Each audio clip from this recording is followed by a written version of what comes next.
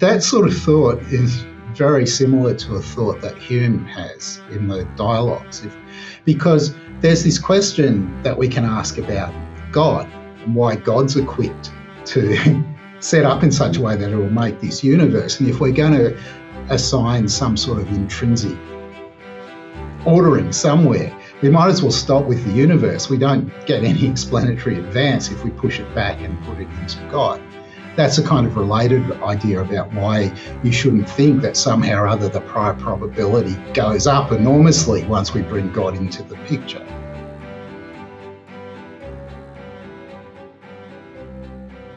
All right, so welcome everyone to today's interview, where I'm very pleased to welcome Professor Graham Oppy. Viewers of the channel are likely already familiar with him, but for those who aren't, he is Professor of Philosophy at Monash University.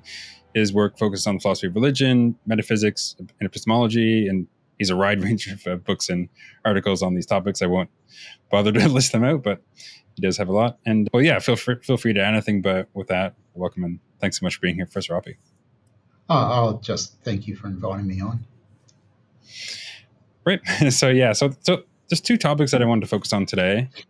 The first concerns fine-tuning and a sort of reply that I've been developing.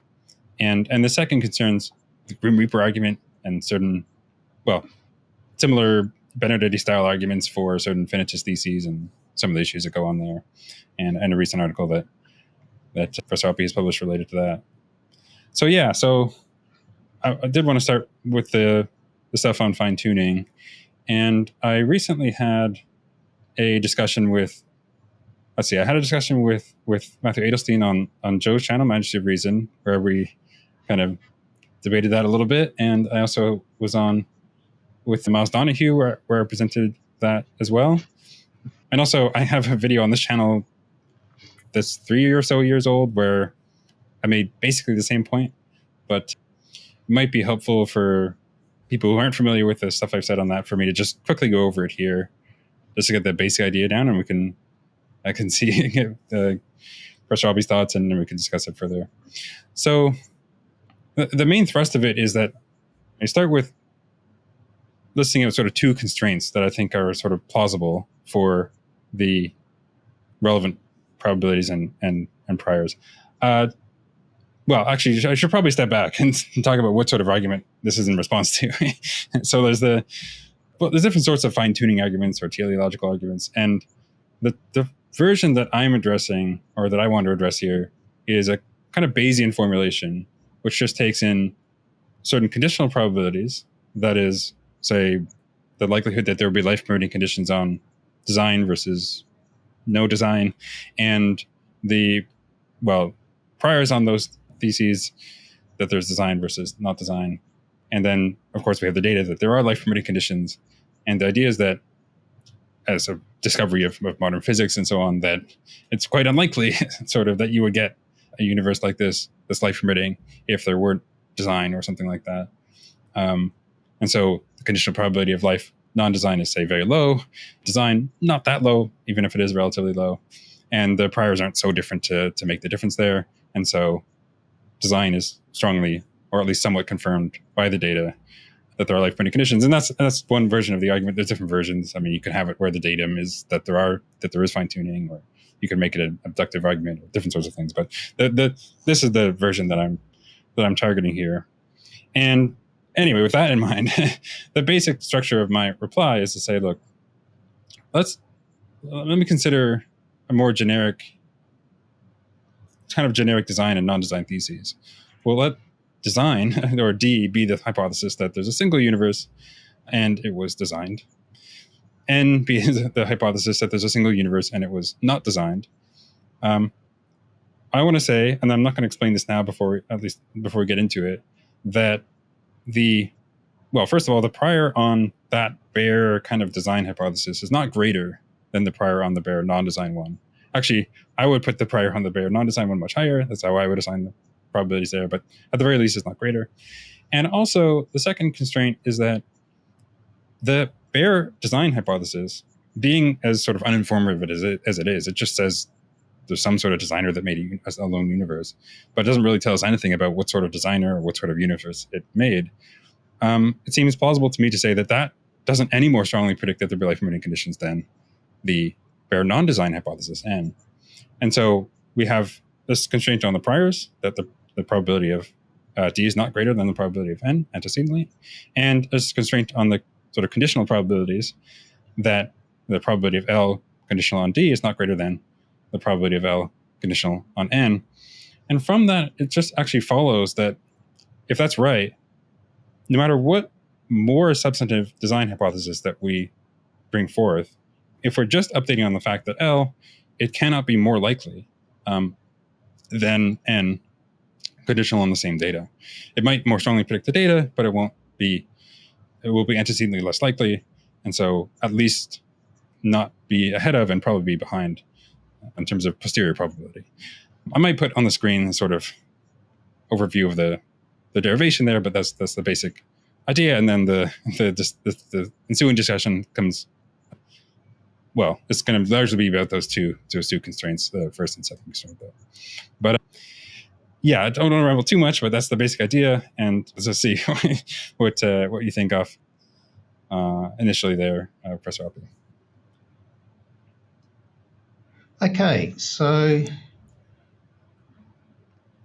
you sent me the derivation, so I've had a look at it. And I did have some questions about later stage of the derivation, but I'm not sure whether we really want to talk about that.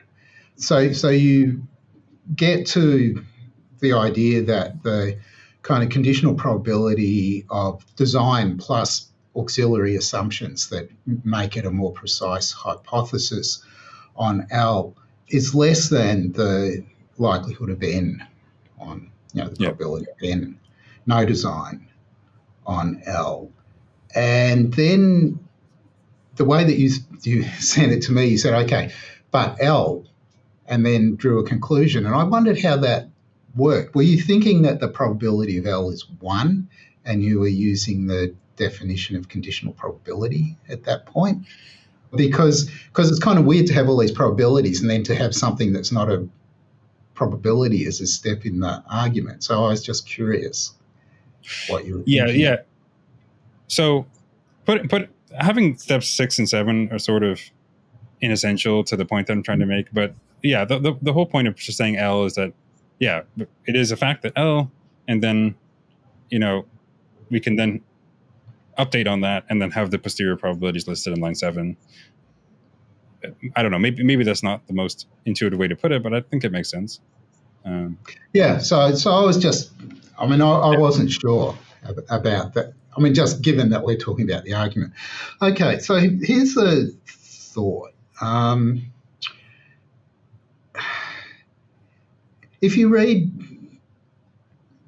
say, Hawthorne and Isaacs, their paper, Fine-Tuning, they're very confident that the probability of fine-tuning on design, I can't remember exactly what they take the design hypothesis to be, is much, much greater than the probability of fine-tuning on the absence of design.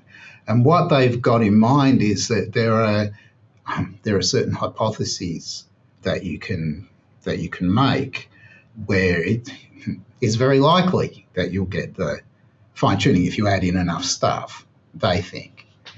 So given that, if they were right about that, then 2 would just be wrong, because lots and lots, if you think about a kind of Venn diagram here. Think of it as a piece of bread, right? And we're smearing butter, right? And the thickness of the butter corresponds to the credence that's assigned. In both D and N, there'll be lots and lots of places where there's not much butter, right? But there'll be a few hypotheses on the D side where there's lots of butter. And so their thought is going to be, so overall, it ends up that there's more butter on the D side than on the N side. It doesn't really matter that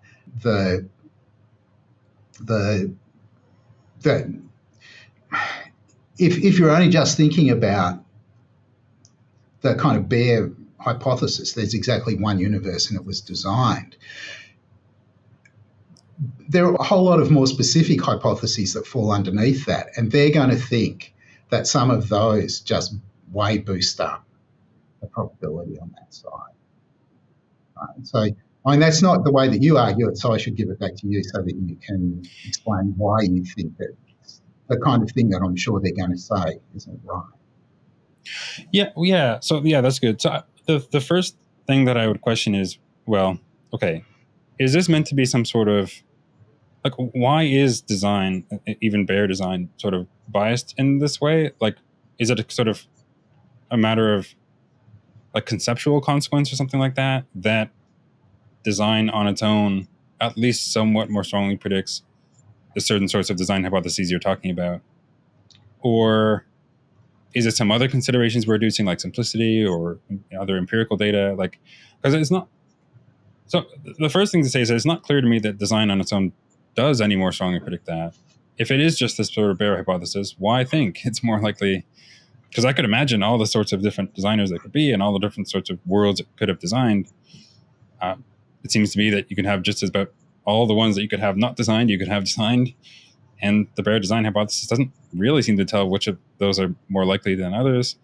So, I mean, I'm just not clear where the support for that view is coming from.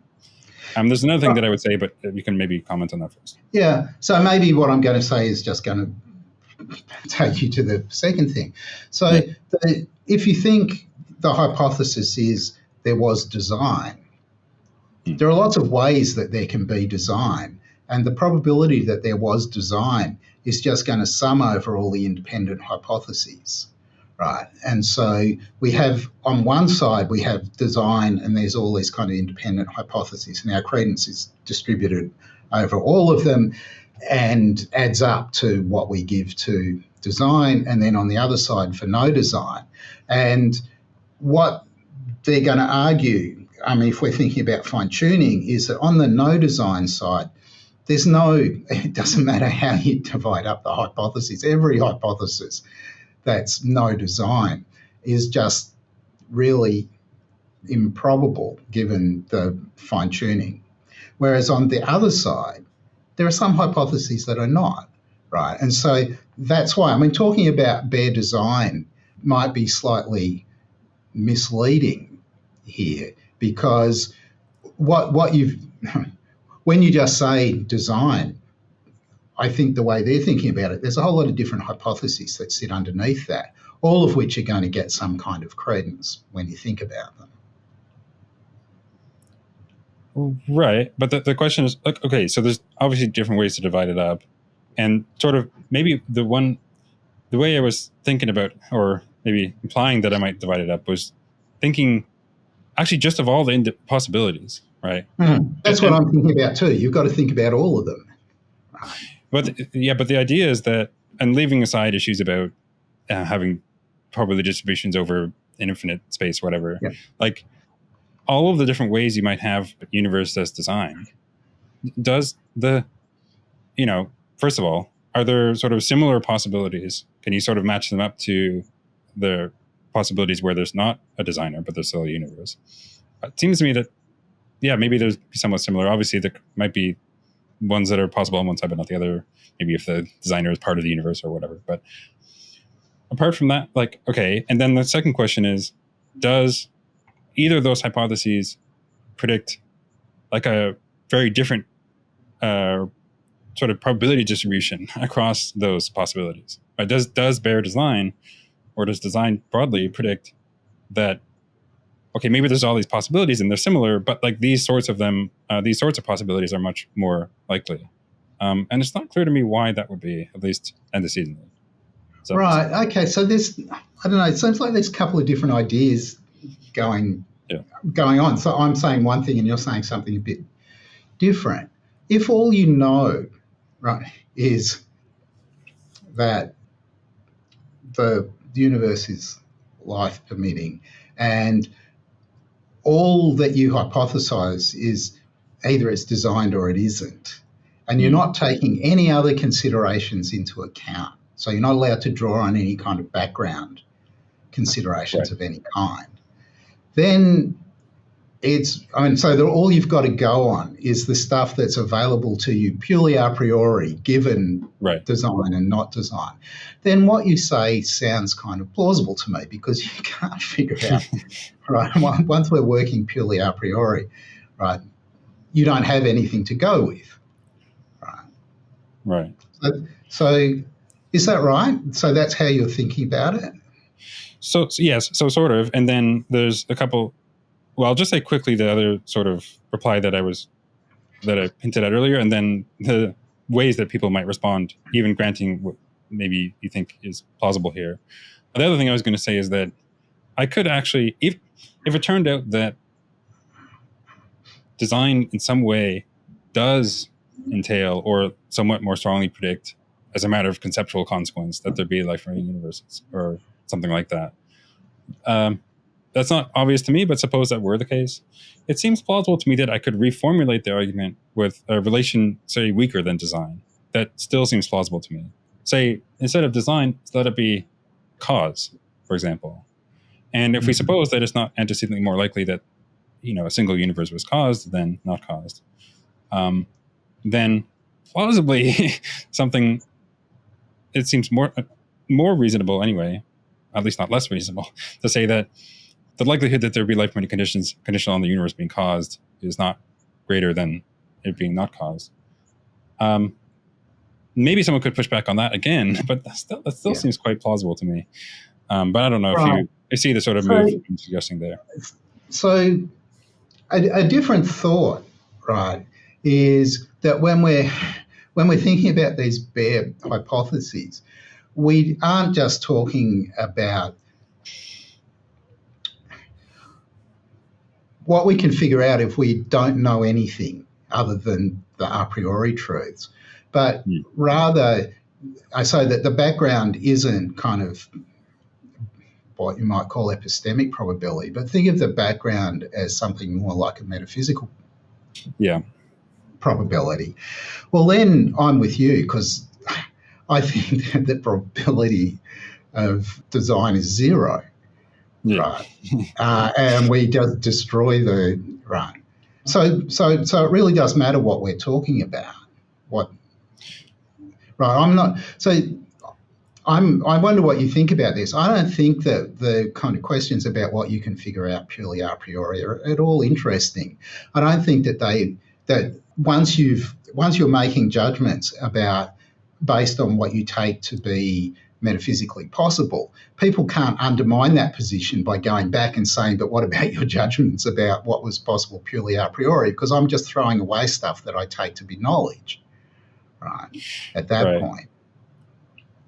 Yeah, no, I know you've written on this.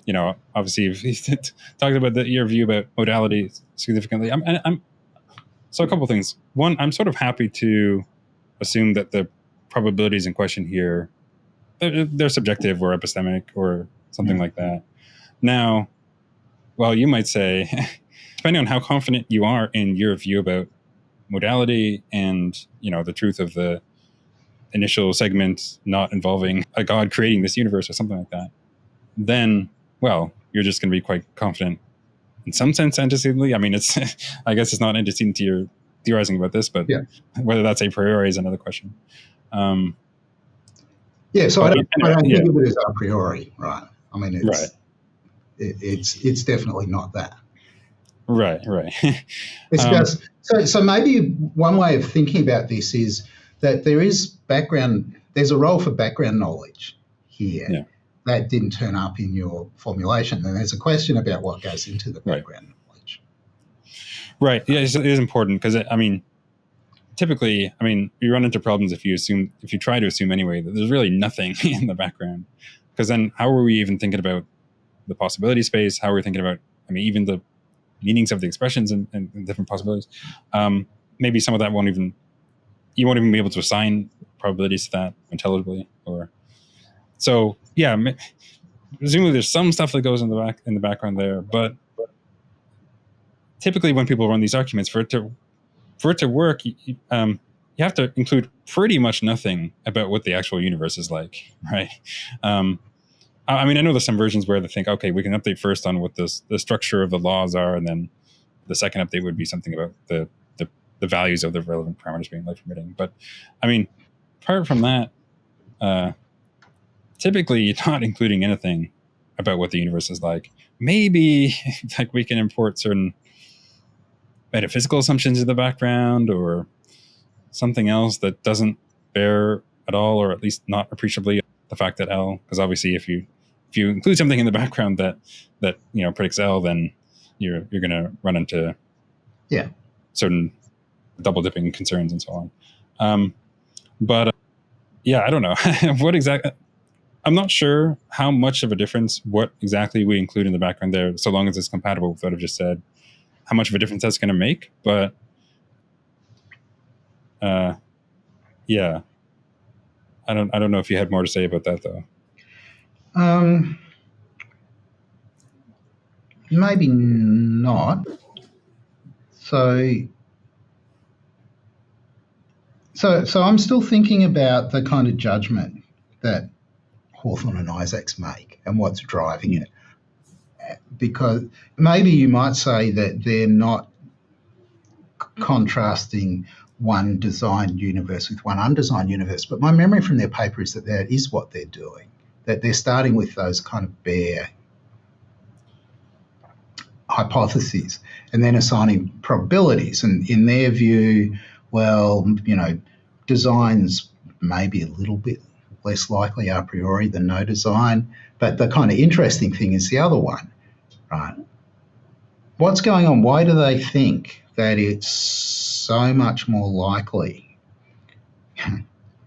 given fine-tuning, that we have design than not design? Right? What's operating? What's driving that? Right? That's the bit that I'm kind of curious about. It's not that I'm necessarily going to share their reasons, but I want to know what the reasons are, how they're thinking about it, because they can't be thinking about it the way that you are. Right. Yeah. No. One way that I've seen people think about it, and this is sort of a response that I've gotten from a few people, is, well, it's something to do with simplicity. So like there's when you think about design hypotheses, obviously you could have a hypothesis that says, well, there's a God like this and it prefers a universe with these laws and these parameters and so on. And you could do that for every possible, collection of laws and parameters and designers, right? But those sorts of design hypotheses are maybe less likely antecedently than something less specific, say something like, well, there's a designer and it's loving, that's like Luke Barnes' example, or the designer that's maximally great or whatever. You add in just a little bit about its general character or disposition, so that it's not as, so it's antecedently more likely, and maybe a lot more likely than some of these other very specific ones. Mm-hmm. And the idea is that, well, it's antecedently somewhat more likely, and also it's at least moderately predicts that there'll be life permitting conditions, because maybe a loving designer would be somewhat disposed to creating creatures capable of receiving that love, and it's somewhat likely to realize that by creating a life permitting universe, yada yada yada. And maybe there's some potential further concerns about divine psychology there and the Cinderbabu issue, but maybe it can be modified just to get around that without taking too much of a hit to the prior.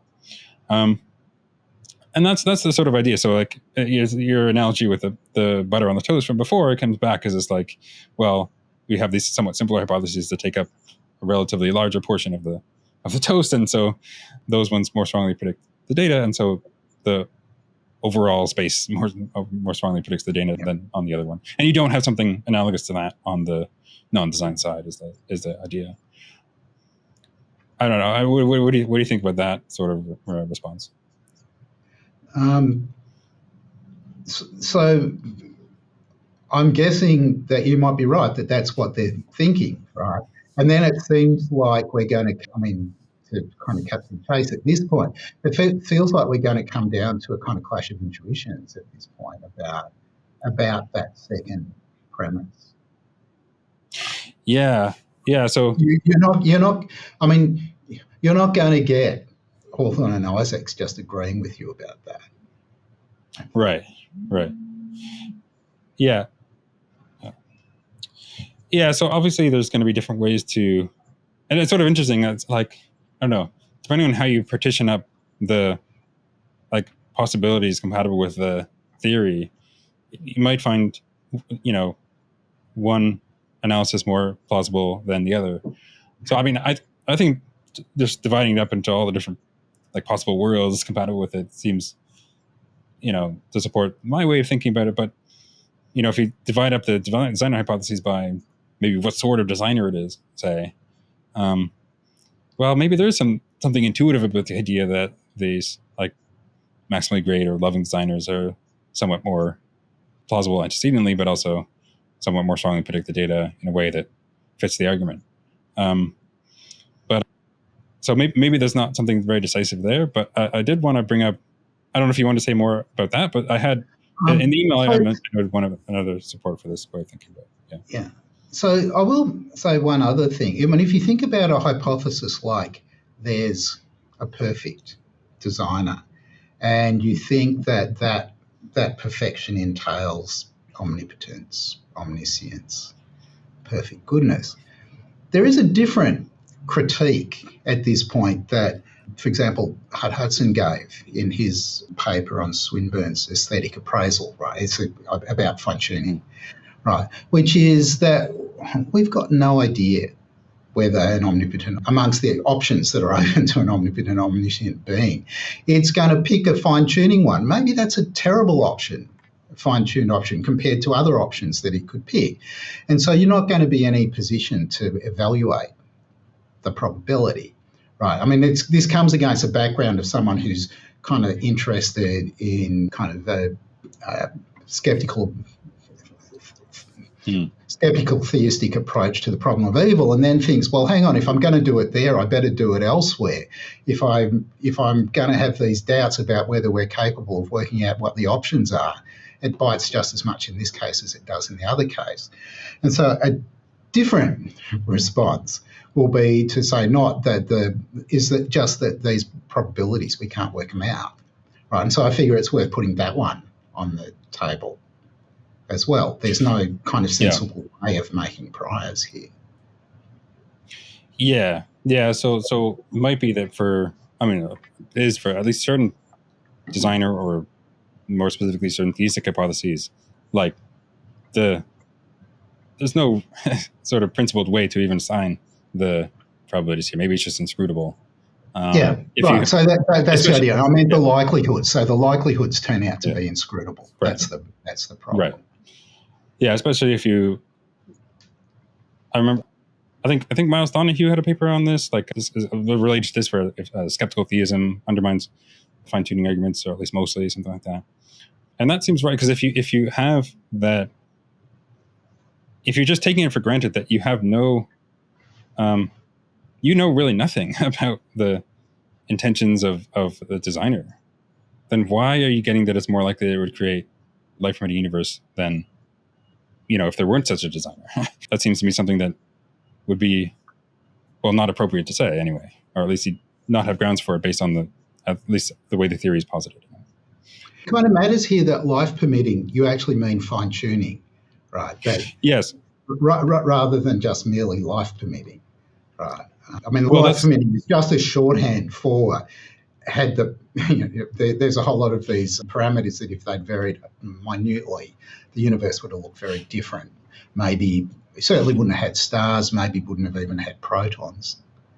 Right? Well, so the way I'm thinking about it, actually, there's sort of two different ways we could form the sort of Bayesian fine-tuning argument here. One is where the data just is the fact that L, and L, I just mean the fact that there are life-permitting conditions. But the fact that that there's fine-tuning is sort of captured by the conditional probability of L non-design.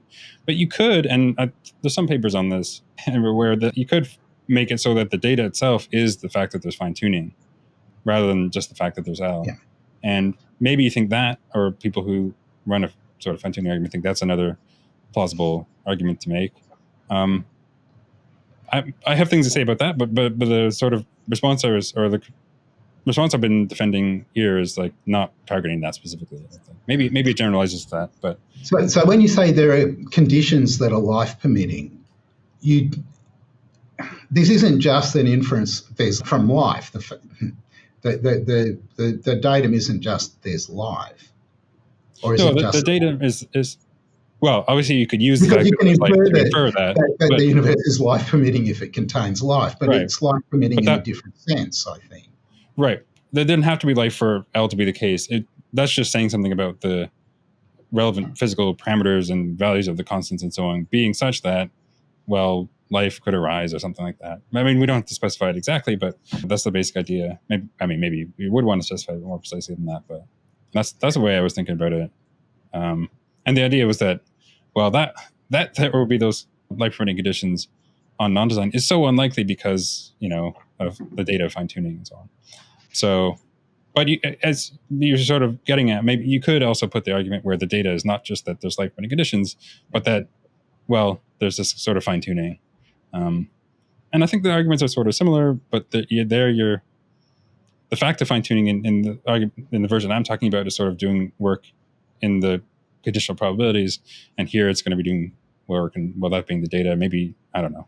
But as you say, we might be skeptical that the design more strongly predicts that there's fine-tuning, right? Because maybe a perfect being or some other sort of designer would not be any more disposed to create a universe that would require fine-tuning in that way, and yada, yada, yada. Yeah. But yeah, I mean, I guess there's a lot more to say about that, but...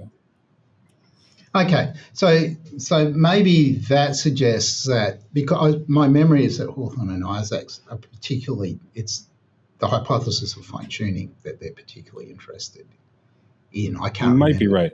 I don't remember either. Anyway, yeah, fair enough. Before we go on, so a couple more things to talk about for fine-tuning that I want to get through. Yeah, so I had another thought about, and this is something I put in the email, at least briefly, about why, well, just another support for the way of assigning the conditional probabilities of priors that I do.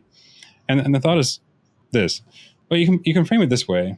Let's suppose that the Bayesian fine-tuning argument that I talked about is sound. Then it's just going to follow that the probability of D given L is much greater than the probability of N given L. Okay. Now, I let M stand for a statement of like the actual parameters and constants. So it's going to include like, well, the cosmological constant is such and such or whatever, and the masses of the various particles are such and such, whatever. Or maybe it's as some quantum mechanical description would describe. It doesn't really matter. The point is that we have some description of those, and of course, the description would entail that L, because, of course, that configuration of parameters and constants is like permitting. Now, it's going to follow. Okay. Now, how would we compare the following two probabilities? The probability of D given L and M versus the probability of N given L and M. So, in a sense, you could think, well, if we consider also the fact that it's not just life permitting parameters, but that they're specifically this sort, that's not, I think you're going to get the sort of same result, right? That the probability of D given L and M is much greater than the probability of N given L and M. And actually, on some views, M is going to even more strongly confirm design, because maybe those specific parameters, the values that they could take, are more conducive to discoverability or harmony or something else like that. But the point is that you're still going to be much more likely L and M that D is the case than on that N is the case. And it's going to follow from this, actually, I'm not going to run through it fully here, but it's going to follow from this that the prior on D and M is much greater than the prior on N and M, right? The prior that there's a universe with these exact parameters that's designed is much greater than the prior on there's a universe with these exact parameters and it's not designed. And depending on how strongly people think the fine-tuning argument confirms design, it might be like many orders of magnitude more likely antecedent. But long story short, this seems to me like just obviously the wrong result. Why should we think that prior to looking at the data, it's way more likely that a universe with those parameters was designed than that it was not designed? Just thinking about all the other ways that a universe like that might exist or might be caused to exist or anything else, why is the possibility of design so much more likely, even before considering the data? Do you understand the intuition there, the point that I'm making? Sure. So, um, I mean, there are other arguments where similar considerations come up. So, I'm a big fan of many gods' objections to Pascal's wager, right? If we're prepared to play this game, just think about all the different conceivable ways that a god can be set up. And suppose that we're going to be giving some credence, non-zero credence to all of them, and think about all the hypotheses about the rewards. There's no way that you're going to get out a conclusion that there's a particular god that you should believe in, that you should bet on. It's just not going to happen, right? So I figure that there's at least a kind of loose analogy here between that kind of thought and the kind of thought that you're running. Yeah, I think there's a connection there. Yeah, I mean, it's sort of similar, I think, in the sense that, yeah, I mean, look, there's all these different possibilities that are not, why would we, and we give some credence to presumably to all of them. Why are we thinking that this one sort of dominates the space? Exactly. Yeah, that's the thought. So it's not an alien thought, right, to me, the way that you're trying to argue. Yeah, I mean, and also another way to make it not an alien thought, perhaps, is that, like, well, consider the hypothesis that there's just some initial state that doesn't involve a designer or anything like that, and that it produces or otherwise evolves into the sort of universe that we observe. And then you fill in the parameters of the universe that develops. Why is that hypothesis antecedently way less likely, say many orders of magnitude less likely than, well, that there's a universe exactly like that, but that it was designed?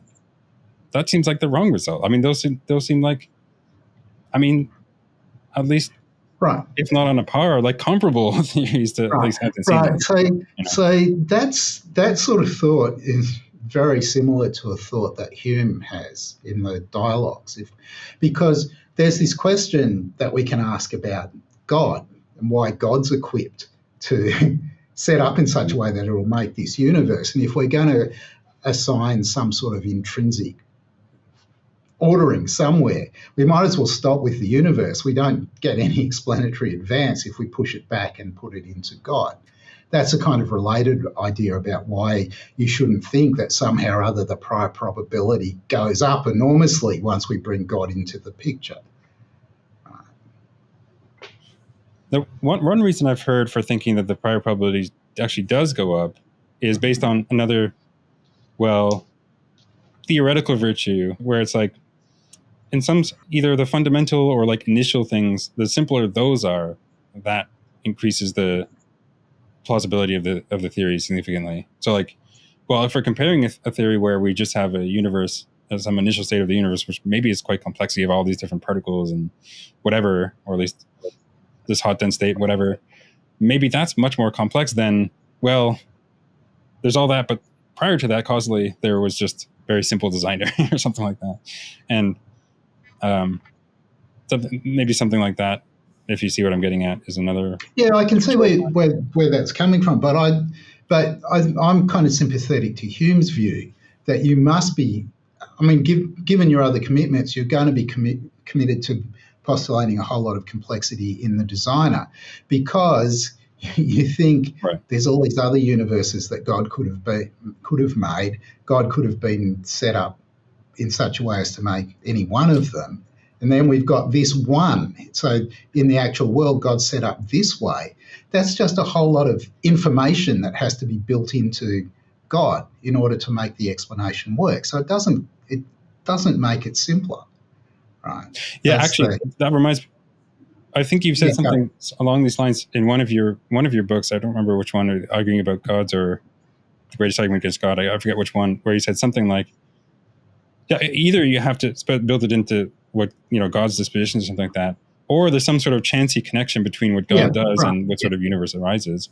And that's going to be a cost, because that's going to come at a cost of how strongly, if it's the latter, that's going to come at a cost of how strongly the theory predicts the data, because there's all the different universes that it might, as a matter of chance. And you might try to avoid these problems by saying, but look, actually everything's necessary. But that still doesn't help, because we can just cut off from the beginning of the universe and say the necessity is there, right? It doesn't, right? So I think there is a sort of argument along these lines that, well, lots of people aren't going to find it compelling. I find it pretty compelling. Yeah. Although another reply to that move to say that you sort of on a par with if you're positing necessity is to say, well, it looks like an initial state or segment of the universe is a less plausible candidate for a necessary thing than some maximally great designer or something like that. Yeah, so why think that? Yeah. I don't feel that at all. Right. No. And of course, I should say I'm not committed to my favourite view. It's just I like to defend it. But who knows, right? There are kind of plausible. Interestingly, just hang on a sec. Sure.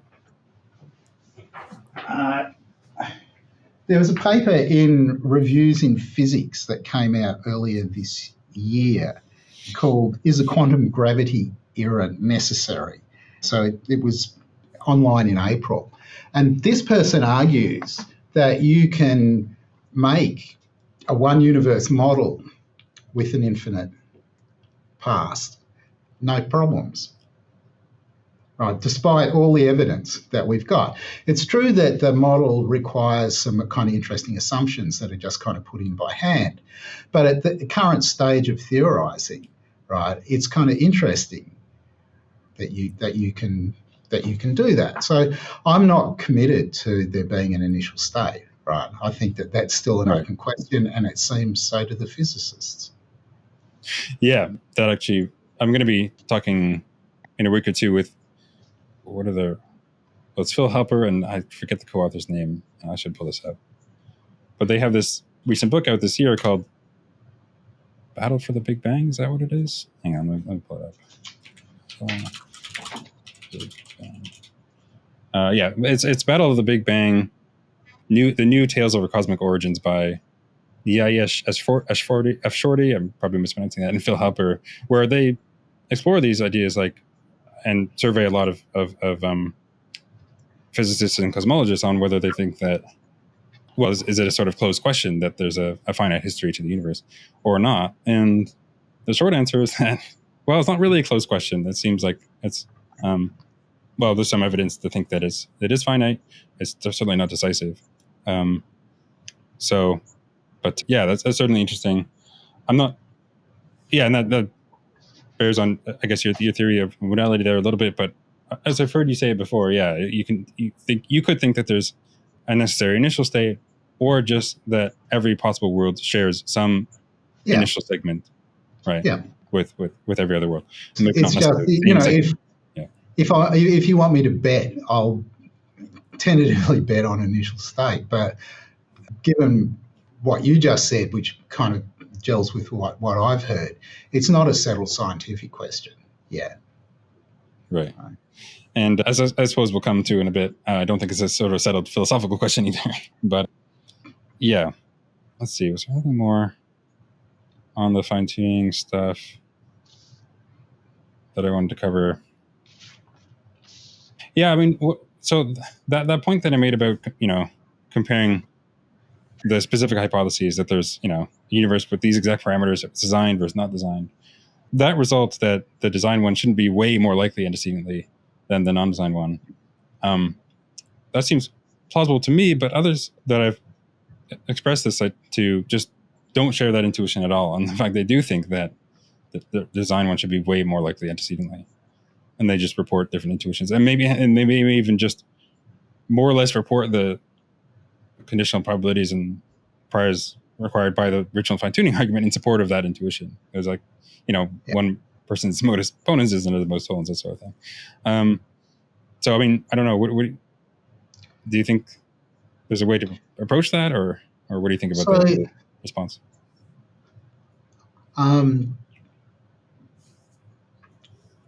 if when you've got a clash of intuitions and we haven't yet figured out how to kind of move beyond that, I figure that's fine, right? You just stick to your intuitions. I mean, other people might think, you know, if you can't justify your intuitive judgments against other people's, you should all give up your judgments, right? The kind of Richard Feldman approach. But I just don't like that idea. So I figure you're entitled to your intuitive judgments, and it's fine. Right, the consequences are as you say they are for you. Right. Yeah. I mean, we don't have to be too conciliatory, I guess. But yeah, I suppose one thing to say is that I might say is that, okay, if it does boil down to this, we have clashing intuitions about how to assign the probabilities in all of these cases, then, well, you know, so much for the fine-tuning argument being an effective argument for me, right? Because if they want to defend it, they'd have to do something that latches onto my intuitions or whatever, you know. It's not enough for them to say, well, these are the assignments I have, even if you don't have them.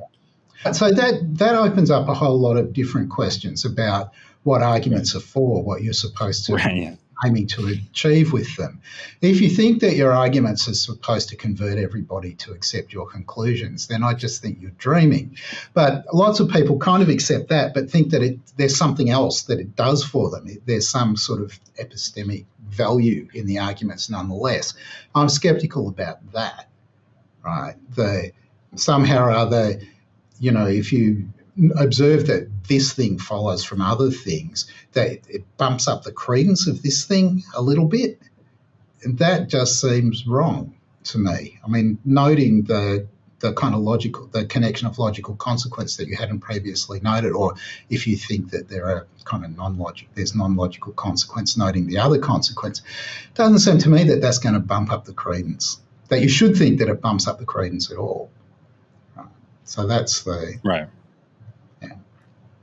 Yeah, fair. And obviously we could get into a whole other thing about arguments and the role of arguments and so on. But just another thing on the fine-tuning stuff. I mean, some of the stuff I've said here, I don't know if you're familiar with the kind of, I don't know if you've written on this or familiar with it, this kind of Stalking-horse objection. I know Alex Malpass has made this. I don't know if he's made it in print, but he's at least discussed it. It came up in his conversation with Luke Barnes and other things. The idea was, are you familiar? Or I could explain it briefly if you're not. It's not ringing a bell, so you better explain it to me, and then probably halfway through I'll say that. But anyway.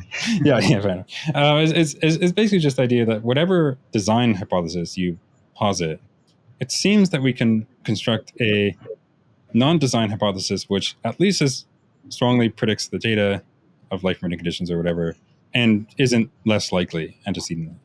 So, I mean, you know, there's different ways you could try to do this, but like one way that seems plausible to me is that, well, okay, so you have some design hypothesis that predicts a signer with certain characteristics, and suppose it predicts that there's a life-permitting universe with some probability, say C. Well, I could just suppose that there's my alternative hypothesis is that there's a universe that wasn't designed, and that my theory predicts that universe will be life-permitting with probability C. Is something like that. It doesn't seem that I've made a worse theory in terms of like antecedent probability, and also by construction, it just as strongly predicts the data of life-permitting conditions. And if we could do that across the board, then it seems that overall design is not going to come out ahead because you can sort of mirror it in this way, if that makes sense. So you get the idea? Maybe, but maybe not. So absent any framing here, there are cases where it's reasonable for us to infer that there's design. Right. So we find rocks arranged in a certain way, stacked up on the beach, and we just infer that someone chose the arrangement and then brought it about. So even if you could, in that case, construct some kind of alternative non-design explanation, it's not going to be anywhere near as plausible as the design explanation. So the stalking horse argument better not be that strong. It must be confined to particular subject matters. Well, okay, so this is related to the, like Luke Barnes has a star rating case, and I think Miles Donahue has a paper where like the digits of pi are written into the parameters or something like that.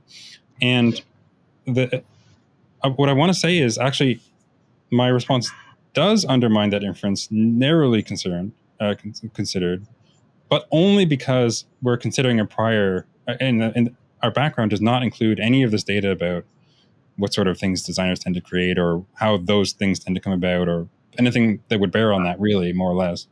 And we could update on that, on data relevant to that would make it more likely, or maybe very likely, that an arrangement like that was a result of design rather than something else. But and that's fine. But without that, it seems to me that I would say the same thing.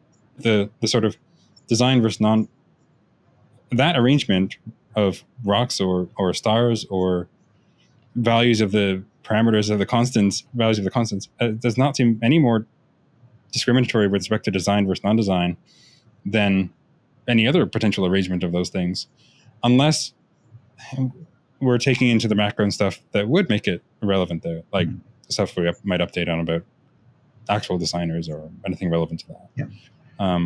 Does that make sense? Or do you see but we precisely don't have that background information in the case that we're talking about. Right, like that's right. The star writing case, we don't have any background information. That's the assumption.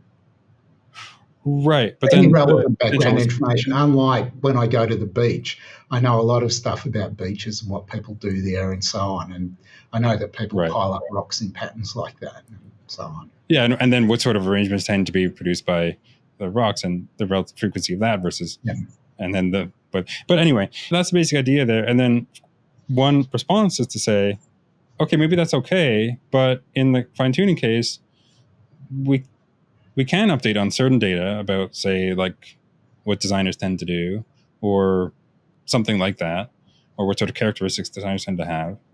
And then that could increase the likelihood of certain sorts of designer hypotheses that more strongly predict L, and you can get the fine-tuning argument going that way.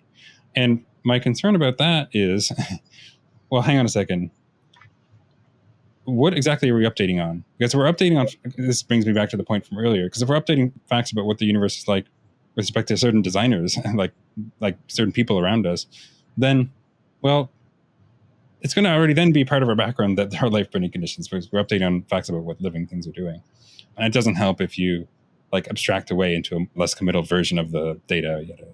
And so there's a worry that you're sort of, if you then update on L after that, to take that as further confirmation for design, you're doing this illicit double dipping into the into confirmation support.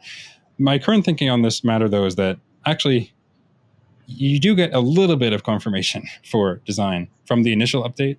And it's sort of easier to see that if we update in the reverse order.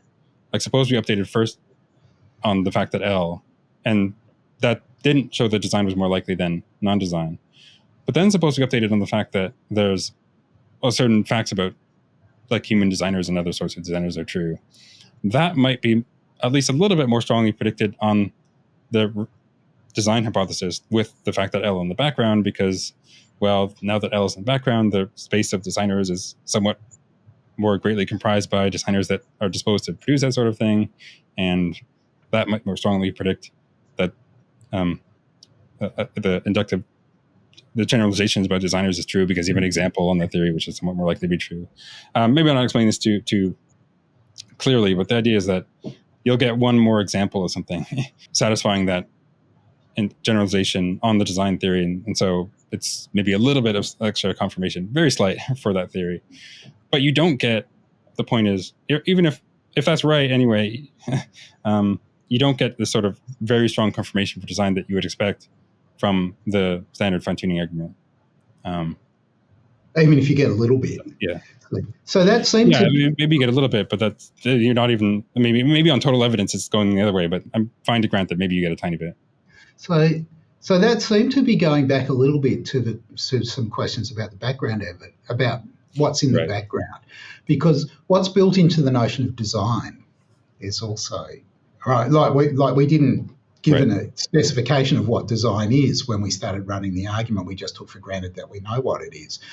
But how much kind of paradigm examples of designers that we're familiar with play into the concept might be relevant at this point.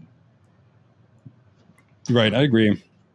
It is a little bit hard to think about because presumably you have to think about it in a way where we're not assuming that there are designers like that. But yeah, if it turns out that design, as a matter of our conception or just like semantics or something like that, is biased in this way, then I would say some of the things I said before. But I don't know. I mean, I guess I'm happy to say that we have this more generic notion of design that, there's some, maybe I'm pushing the concern back another layer by saying agent, but there's some sort of agent that, as a matter of what its intentional action makes a universe or something like that. Mm-hmm. Does that characterization, first of all, does that open up further questions about intention and agency? Sure. And also, but it's yeah. Still an advance, right? But it does. Yeah. Then there are still further questions about what we're taking for granted about them. Yeah. Fair enough. Although, obviously, we could continue talking about this forever, but I do want to, before we run out of time, cover some of the stuff on the Grim Reaper stuff. If that's all right. Sure. Yeah. If you want to add more on this, we could always do that. But yeah. Okay. So the Grim Reaper style arguments. I've talked about this a good amount on this channel before. So some of the viewers might be familiar, but do you mind just giving a brief overview of what the Benedetti style Grim Reaper arguments are and like how those have been used for certain finitist conclusions?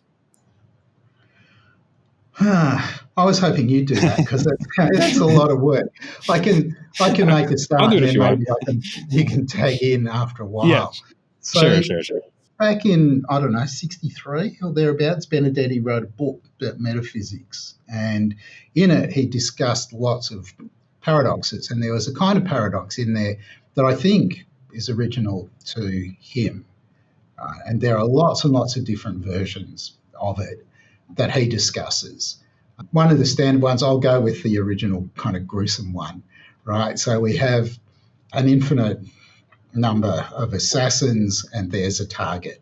And each of the assassins has the following disposition.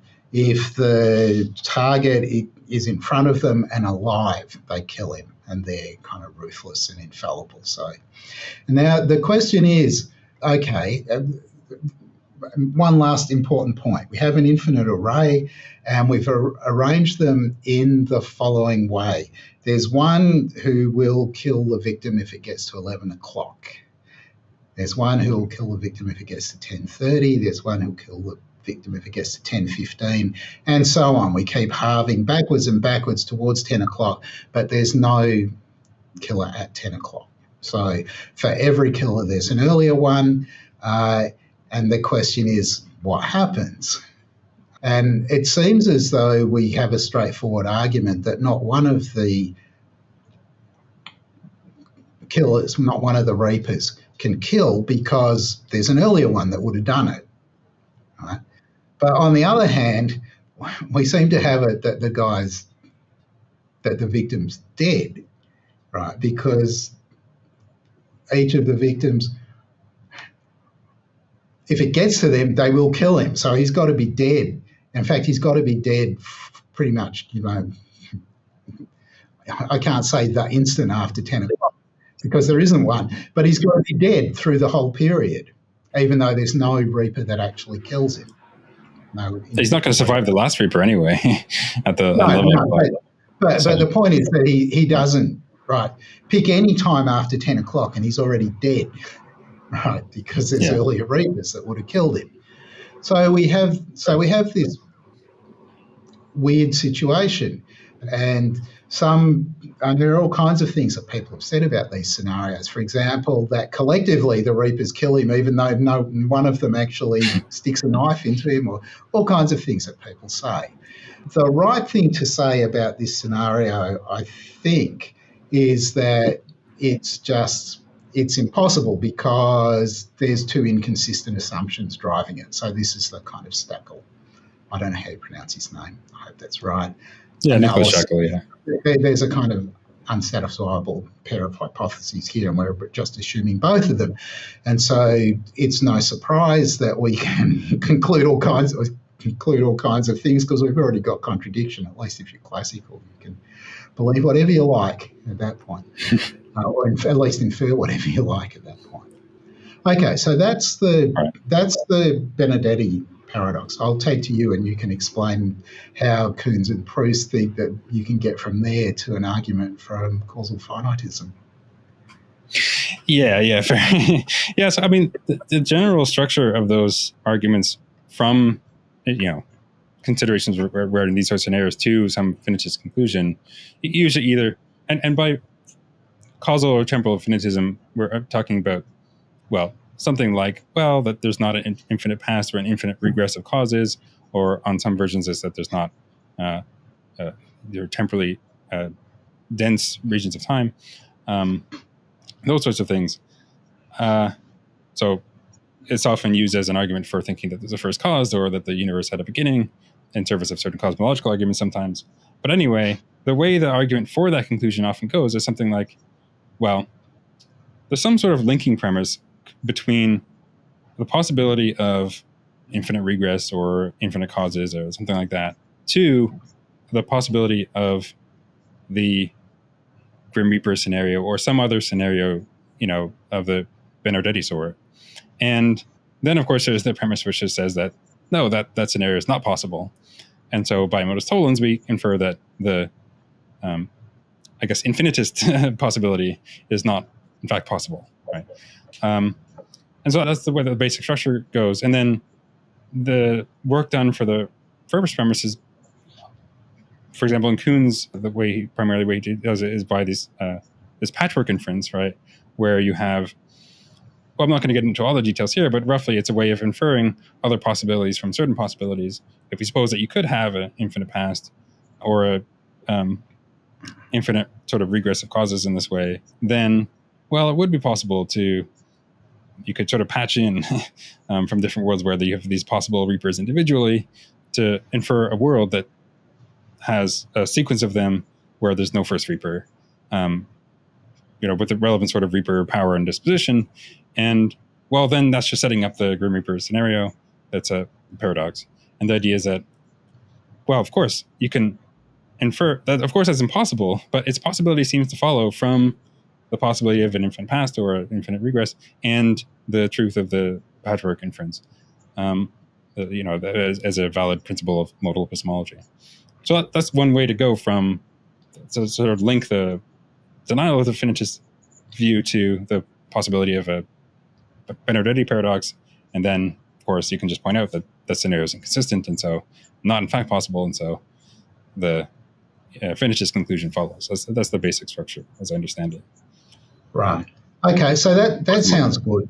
And then we can start thinking about worries about at least about particular versions of this.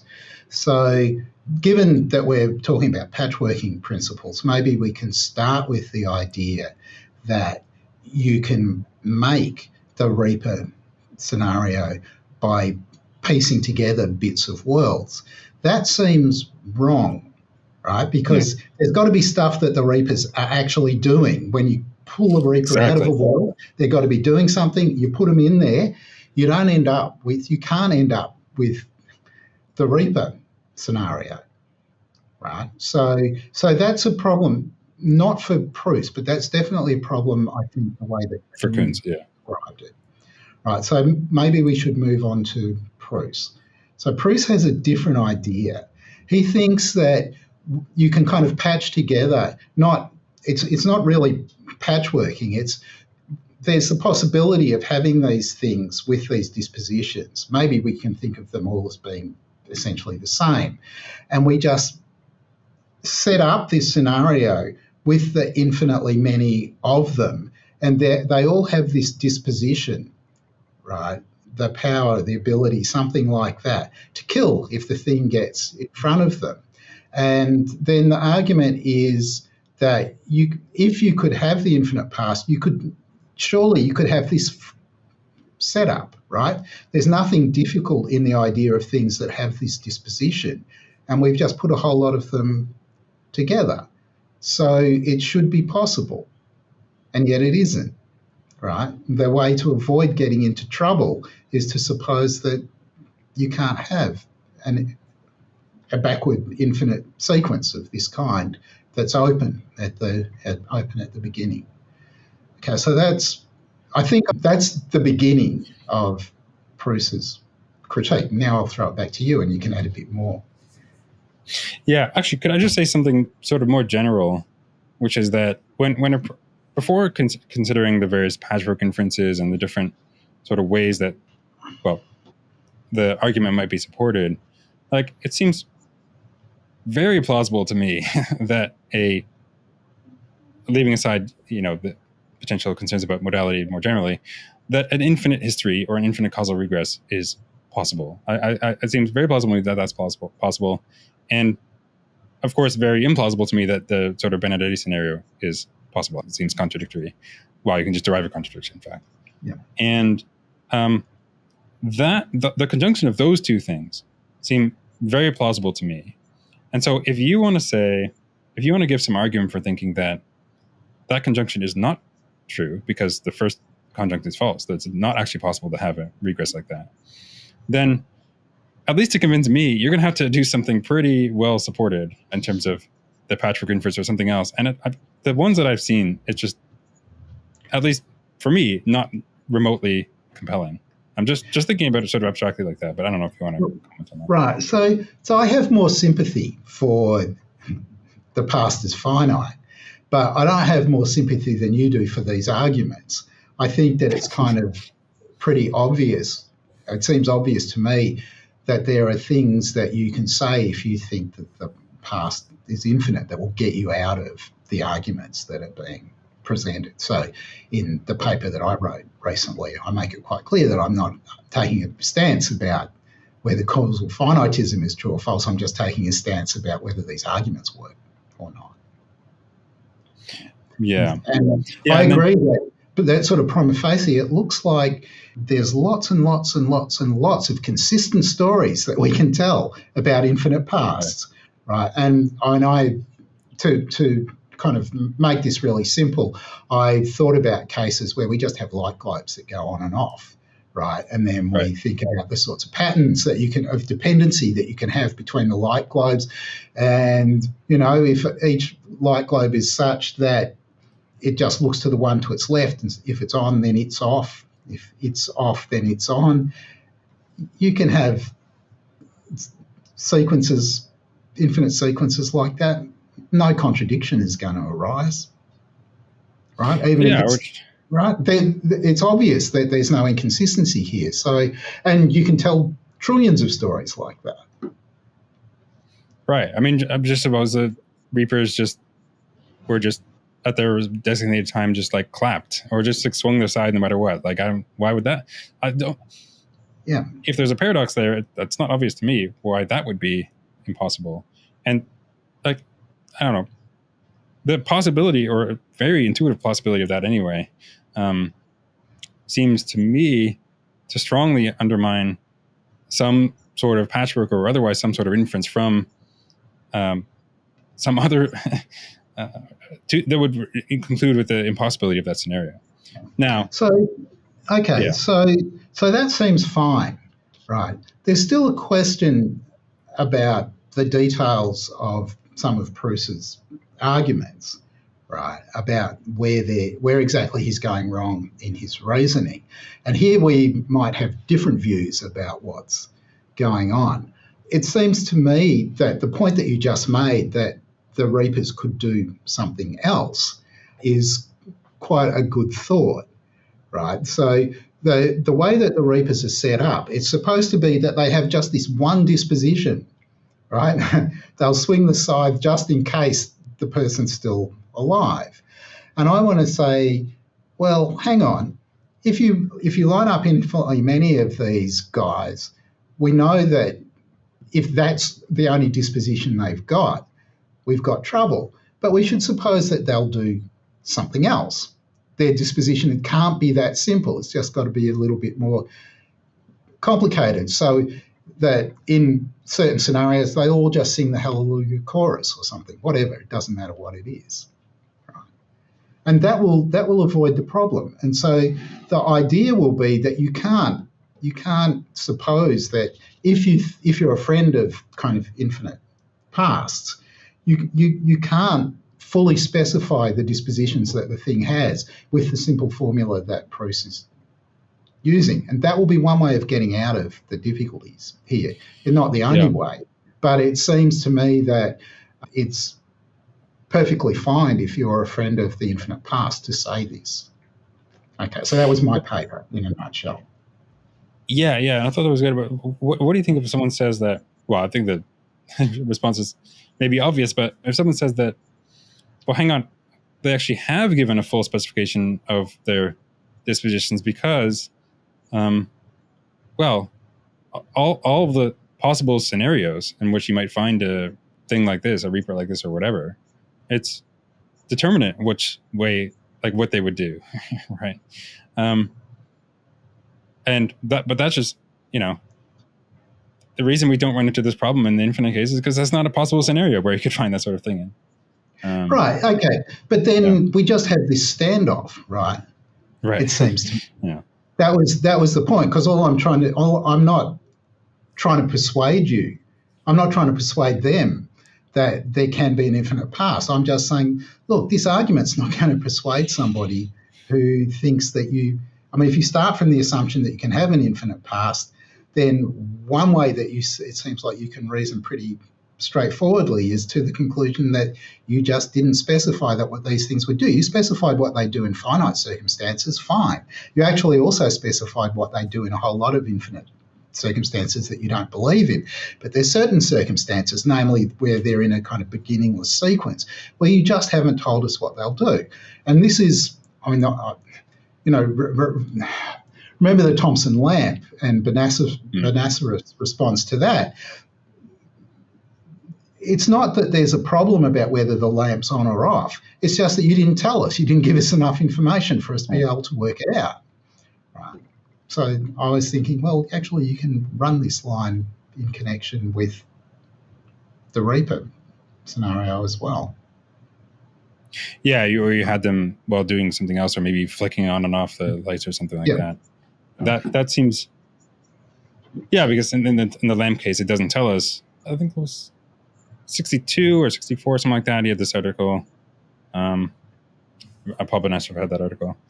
It doesn't tell us in the setup what's going on exactly at that time. That the lamp could exist and be on and be off, or not exist, or be broken, or whatever. That's right.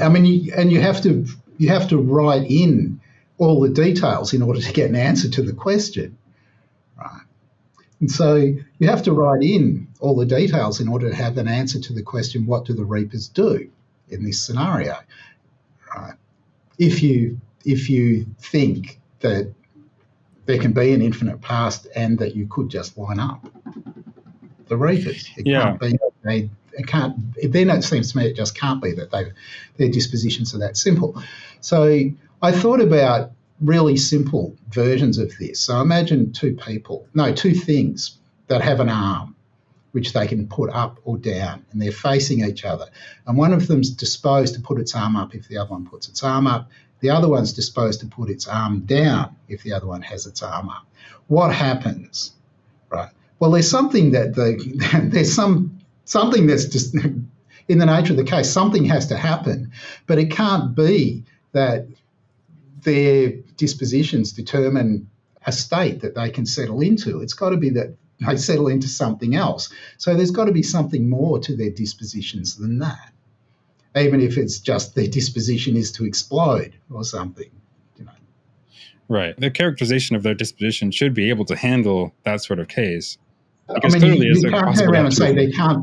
there can't be finite cases. That would be madness, right? You've got to be Right. able to. Right. You've got to be able to say something about that case. Yeah. And now I did want to bring up, because you talk about this in the paper, and there's another version that was also brought up that proves I do certain variations, like to the Reaper scenario. Like there's the prefixed one and the reverse one. And I don't know if you've heard the one that he gave a few months ago in a talk or a symposium or something, where as the toe-regrowing one. So in this version, the Reapers, instead of killing Fred, they cut off his toes if he has toes at that time. And Yeah. Right. And the idea is that, well, actually, strictly speaking, this scenario is possible so long as between each cutting off, his toes grow back. Right. And right. So every Reaper times. gets to cut off a toe, and at 11 o'clock, it can be just one toe, his big right toe. It gets cut off and it regrows. Right. But the idea is that there's something. If this is the only way, the perpetual sort of infinite regrowing of the toe or toes is the only way to make this consistent, intuitively, that doesn't seem possible, or something like that. Yeah. I forgot exactly how he put it, but that is supposed to be. The idea is that finitism seems to offer a better solution than saying, well, actually, that's what would happen, or something like that. But that just, if you're an infinitist, and you're taking all of these hypotheses seriously, this isn't paradoxical. It isn't inconsistent. So why would I be worried, right? Yeah, I would be inclined to say that is a possibility. Of course, if I was at a world, if I imagine myself, seeing a sort of setup that looked like that, I would much more strongly expect that, that the Reapers would fail in their disposition in some way or another, rather than that the toes would regrow. But if we're taking for granted that I'm at a world where that does occur, then yeah, I would expect that that's just a consequence that the toes in some way reappear or regrow. It's weird, but weirdness is not enough for impossibility, I don't think. That's right, especially because infinity is weird, and wherever you have it. So, okay, so that's the prefix case. That leaves a case that you're probably particularly interested in, which is the one where you've got, now what are they called? The things with the dials that determine when what the time for the Reapers is. I've forgotten the name, what they're called. In Bruce's example. The schedule dials. I don't remember. Yeah. So you can imagine that we've got a bunch of schedulers, and they schedule when each of the Reapers is going to come into action, and then we can imagine that there's this kind of reassignment that the schedulers do. So that case, I didn't describe it very well. I'm sure you can describe it better. Yeah, but the point was that the way they might reassign it is like in the reverse order or something, where there's no first one or something like that. Yeah. Yeah. And the idea is that, well, wait, it seems like the initial setup is possible. You have Reapers like that. The reassignment is possible. So what would make the resulting scenario impossible? Apart from, well, the whole thing was impossible for some other reason. Right. And you can, so long as you, well, I don't know. There are different things that you can say about this. But what I'm inclined to say is, well, in the prefix case, to go back to that one, there's no impossibility. The Reapers all get to act on their kind of, I'll think of it as their less fundamental disposition to swing just in case, right? None of them do because he's already dead. In the cases where you swap back, so you get, say, just remove the prefix and go back to the original case, all of the reapers will act on what's really a kind of more fundamental disposition. If they're not doing something else, they're singing the Hallelujah chorus or whatever it is, right? And you can, by doing these reassignments, you change the setup so that you change which disposition the reaper's acting on. Fine, no problem, right? And it doesn't matter how that reassignment's done, if it's done by lot or whatever, right? You're not actually going to end up with any problems from tinkerers. That's what they're called, tinkerers, I think. Yeah. I mean, I imagine that priests would just try to push back and say, no, this is just their fundamental disposition. There's nothing else they sort of could be doing. They have to either be killing him if he's alive or not, right? Right. And then the question is it possible for there to be creatures like that unless they're kind of essentially finite, right, so that they can't exist in infinite circumstances, right? If you think that it's possible that creatures like us could exist in infinite worlds, then it must be that there's some story to tell about our dispositions that settles what we're going to do in those infinite worlds, right? So, unless you want to sort of, well, one way beg the question, I suppose that it doesn't have to cover those because those aren't even possible worlds. No, that's right. But that's where you get the kind of standoff between the two views. It's not like the arguments that Proust is giving settle the matter. Things will only play out the way he thinks they do if he's right about causal finitism. Yeah. Yeah, I did one more. Well, I know we sort of skipped past the Kuhn's version because of that worry about the way the patchwork inference runs there. Yeah. But because like in that paper I wrote with Joe Schmid, that's one of the things we discussed where it's like, hang on, what happens in the case where you're patching in two reapers? And suppose the first one you patch in like into a sequence of two reapers was, not swinging a scythe, and the second one was. Doesn't it follow that at the inferred world that they're not satisfying the relevant reaper disposition because it should have been the first one that's killing him? And if you suppose it is the first one that's killing him, then wait, now you have the region, a reaper which is killing Fred, but the original, world that had, the duplicate region had it not killing Fred. That's not the way the patchwork inference is supposed to go. In some sense, it's supposed to be a duplicate of what's going on in that region, and it's not a duplicate if one of them's killing, one is not. Yeah. Yeah, it has to be fully a duplicate of the region, right? So you just get into trouble. Proust avoids that by saying he doesn't really have a patchwork principle. He's just kind of collecting together things that unproblematically have dispositions of certain kinds, and then that creates circumstances in which they get to exercise their disposition. Yeah. So he doesn't patch in what they do. Right, but if you go back to Lewis, which is where Kuhn's was coming from, Lewis is very clear. You patch in the region full in total. Right. Yeah. And the other concern with that version anyway is that it seems to me that the relevant powers and dispositions here are not rightly considered intrinsic because the successful realization of them, which is really what's required, depends on what else is going on apart from them. Yeah. Because if there's another reaper that anyway, but the reason to think that the feature is not intrinsic, and so that would be blocked by the inference that the patchwork inference that Kuhn's employs.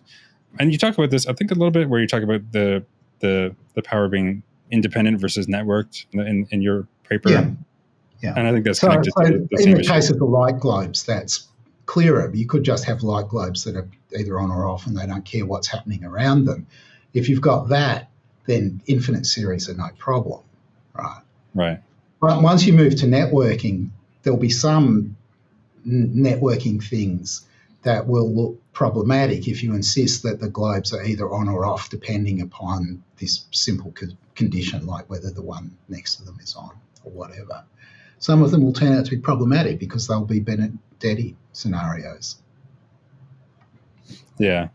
And so, but yeah, it looks like the inference doesn't go through for two different, maybe connected reasons. One of them is that, well, there's no individual initial. So first of all, the looks like the power you have to attribute to the light bulbs or whatever is not intrinsic, and that's alone would undermine the inference. But also, it looks like there's no way to organize the, original patches or worlds where you're taking these patches from in a way that you could generate the inconsistent scenario, because whatever configuration you take from, you're going to have some. It's going to be like there's going to be some combination. It's not going to be that scenario, right? Yeah. Right. It's and necessarily whatever results is not going to satisfy the binary scenario, because the only consistent ways you can combine them. I did want to ask this quickly. I don't know if you read the whole paper, but in the paper that I wrote with Joe Schmidt, we gave this sort of parody case involving light bulbs. I don't know if that was something you the one with the circle. They make like a circle, yeah. So that wasn't what inspired me to. Like, I read your paper after I'd written mine, and then added it in as a reference at the end. And I think that it's very helpful because, at least from a kind of naive point of view, light globes are very simple and have very simple dispositions. So, I actually kind of think there's a bit of an advantage to your version where the different bulbs have different dispositions, because it's like, it looks like you can avoid some of the potential concerns that you might have for the circular case, like about, I don't know, circular dependence or something like that. Because of course, we don't have to suppose that each of the things that we're patching in has the same power and disposition. We can suppose that they're different in certain ways and generate a paradox even more easily, maybe in a finite case. But I think the right thing to say about those is that, well, in order to generate the paradox, you really need to be, with the patchwork inference, you need to be making at least one of those mistakes that we just talked about. Either you're relying on the power which is not in fact intrinsic, or you're just not even going to be able to, you're not going to be licensed to draw that inference because the original patches are going to have them in some state or other. And so you're going to have a configuration at the patch together world that's in some state or other, some combination of them. Not necessarily not satisfying the way the scenario is meant to be set up. I think that's the right thing to say about that. I don't know if you. Yeah, so I think that's the right thing to say more. Too. Yeah. I think this is about the time that we said we'd go to, but I don't know if you wanted to give any further remarks on anything we've discussed here. But I don't think so. I'm getting tired, so I'm ready to stop. Yeah, no, it's great. So I'll just draw it in there. But thanks so much for coming on, Professor Oppy, and discussing these interesting topics. And it's been great having you. Yeah, I've enjoyed it too.